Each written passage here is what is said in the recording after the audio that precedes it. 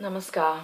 This is Mahashivratri day 9 and I'm in a different place, and I thought I'd talk to you about how I set up this room. So I did actually move a bit of furniture around last night, so I was prepared. I moved the table out of the way, the chairs around there, so I had lots of space here to do my yoga this morning, and I actually did Angamadana. Woohoo! I added that into the mix. So that felt really lovely this morning. I hadn't done that in probably 3 to 4 weeks, a really long time, and feels like a really good treat for the body. And yesterday I was talking about my medicine, prune juice. So this is what I bought. This is my carton. You can see that it is pure squeezed juice, not from concentrate, which means it tastes even nicer than some of the other cartons that you can buy.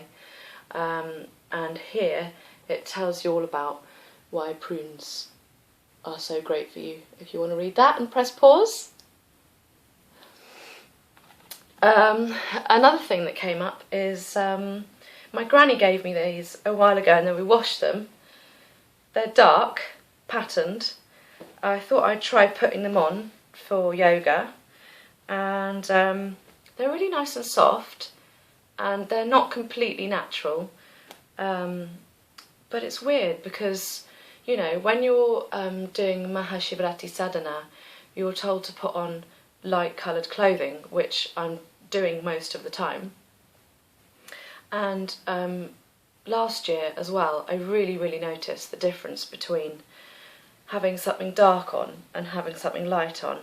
And it's not just what you're seeing out of your eyes as a kind of visual thing. Yes, that makes a little bit of difference, but it really does have a kind of different sensation, a different feeling to wearing light clothes. It does feel lighter. So I really do think it must do something to your energy, and I must read up more about that. And I'll find a blog post from Satguru and put that in the link below. Yeah, so then you can know more about it too. I found these 2 pictures in the bedroom here, so I thought I'd show you a few of them. So this is me when I was younger, eating an ice cream sundae, a kind of banana split, enjoying my food. Before I was vegan, before I was vegetarian or anything like that. I still love my food, I just eat differently. And then this is a picture of my mum and me in Marylebone Station, I believe, quite a long time ago, when I'd started knitting. And I've got myself there a lovely big green scarf, and me wearing glasses, which I think I started wearing glasses in my late teenage years. I wore them all through university life, and God, I don't even know how long it's been now. I just decided I'm not going to wear glasses anymore. I have astigmatism, and is it short-term sight, or what do you call it? So basically, things far away I can't see that well, but it's only kind of a little bit. It doesn't stop me from driving without them, for example. I can still see the number plates perfectly well and all that kind of thing. I just remember the day when I decided, right, I'm not going to wear glasses anymore. It totally changed the way that I saw things and looked around me. My eyes relaxed. I did do some eye exercises, and because I've been a yoga teacher now for 5 years, so within that learning, I did learn some eye exercises, so I do those every so often. And I do palming, where I cover my eyes, which is really relaxing too. And yeah, because I used to kind of, you know, squint, screw my eyes up, and now it's just like you're allowing, however you might see it, you're just allowing everything to be part of your life just the way it is. It's like another form of acceptance of the world around you and how you experience the world. and I just found that putting on my glasses and feeling them there on my face all the time, and having this kind of almost double life when they're on and when they're off, and that change, I just didn't like it anymore. And I decided that because I could see enough without them, that's how I'd continue living. And I also met someone who used to have really, really bad sight in one eye, and he went to an eye specialist, and he doesn't wear glasses anymore, and he actually used to have a patch on his eye when he was younger, so he can perfectly well see the computer screen now. He's basically healed himself through different techniques that he does, and I just think that's amazing. So I kind of think that the yoga that I do, or the breathing that I do, the eye exercises, it's just kind of, you know, helping me in that way as well. I just want to talk a little bit about expectations, and I used to have an awful lot of them about all sorts of things in my life, and it really did make me quite unhappy, just having so much expectation. And I think the opposite might be total acceptance of whatever is going on around you, whether it's a situation that's happening or whether it's a person in your life. It's also you kind of moulding a future scenario, and that expectation in your mind that you would like something in the future to be a certain way. And we all know that what we have in our minds about the future isn't necessarily what happens, and most of the time it doesn't actually happen that way anyway. So expectation is really quite pointless. It's unimportant. It's not necessary for our survival. It doesn't help us with our levels of happiness. It definitely doesn't make us joyful. And yeah, I just think that the day that I started taking away the layers of expectation from my life, I just became happier and happier and happier. But saying that, I was having an interesting chat with my mum last night, again about bipolar. It's coming up a lot at the moment. It's just something that's kind of coming up more at the moment, especially as I'm with my loved ones and people that I know well, and I can discuss a bit my past of what happened with my episode and how I'm going to go forward in my future. And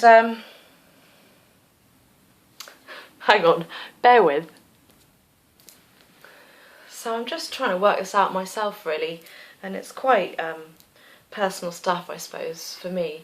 But the whole time that I was going through the healing process, from intense episode to being in a mental hospital, to nearly committing suicide and my husband stopping me, and being, you know, manic psychotic, and then I've had 5 years of healing, and in between 2 years, so I've had 3 years of no episodes. I did have a second episode, a mini one, and I feel like, you know, I'm at the moment living as fully as I can with the practices that I do and the life that I'm leading. I'm really enjoying myself, and so that drive of fully living has been a really big part of me.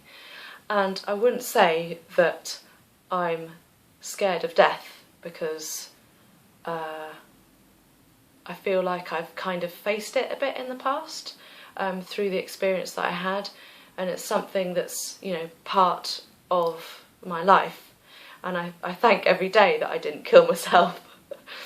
And you know, I'm really grateful for that. So death is part of my thoughts, not necessarily every day, but it pops up. And I think when you're into Isha Hatha Yoga, Satguru reminds you of death quite often, on purpose. And so I think part of me, maybe I'm scared of not living fully. This idea of me coming off my medication and possibly getting manic or high or psychotic, hearing voices and hallucinating and all that kind of thing. Again, you know, I really don't want to go into a mental hospital, because for me that is not fully living. It's really kind of backtracking with my life, because it would take me an awful lot of years to get back to the same place again, because it takes so long to heal what goes on up here in the brain and the mind. And you know, they put you on all sorts of horrible medication, which also you need to get over and come off and then heal again from. So it's that fear of not living, I think, because yeah, it's like totally the opposite of what I want in my life. I want to live. I want to live for a really long time as well, and that's partly why I want to come off my medication, is because slowly it's just this toxicity that's kind of in there, and I'd love to live without being toxic and taking medication every day. So yeah, I'm working through that at the moment. And I'd really like Satguru to sit next to me here and just say, Joanna, this is what you've got to do. 1, 2, 3, A, B, C, this is what you've got to do. I just feel like people in the medical profession, doctors, and they don't have that yogic perspective, and I have tried, and I really, really, really want to speak to someone who has been to Isha Rejuvenation and possibly has a mental health issue, maybe even bipolar like me, and I'd love to be able to talk to them about them coming off their medication and what it was like for them, and you know, did they get manic during the process? Did they get depressed during the process? What's their life like now? Are they stable? Can they live a perfectly normal life without medication? And you know, are there parts of their yoga practice that maybe they can't do because maybe it makes them get too high, or I don't know. Sometimes I feel like Shambhavi Mahamudra like draws up your energy so much, and you can kind of feel it really intensely, and you know, I've got no one to ask. Is that something that isn't so good for someone that has a mental health issue, because it's bringing everything up here? Or is it healing you? Is it good? I just don't know. I don't know enough. And I'm all the way over here in England, and I actually live in France. Don't have very much money just to kind of put all my eggs in the basket of going to India, hoping that that will heal me in a way that's not too kind of scary, either with or without my family being there to support me. So it's a tricky one. It's a tricky one. If you don't have a mental illness, be really, really, really, really, really grateful for every second that you live. Please do that. For all of us people that do have mental illnesses. Yeah. So actually, another thing that came up today, this morning, I think I must be ovulating, and I had some kind of period pain type feelings in my lower abdomen, and I was like, oh, I really wanted to do Angamada now, I'll do it anyway. And but even after the short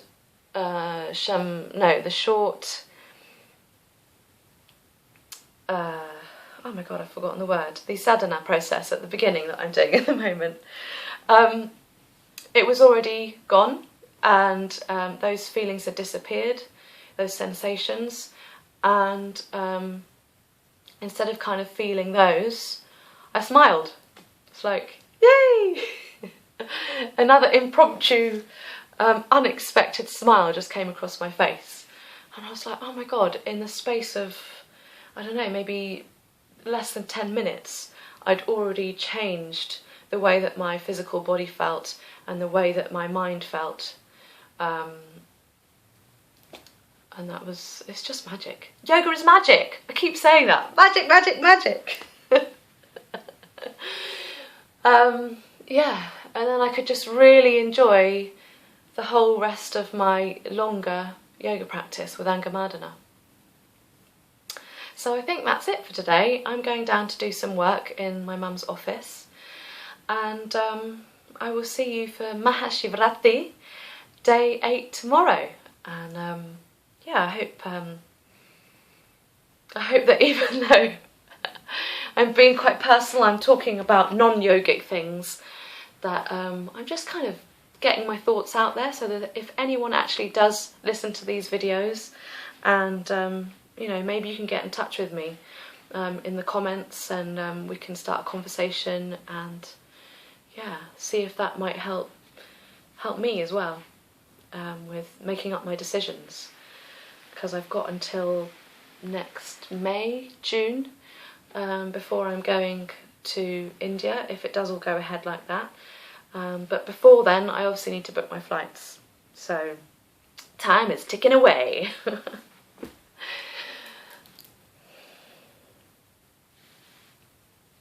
Thank you very much. Bye bye.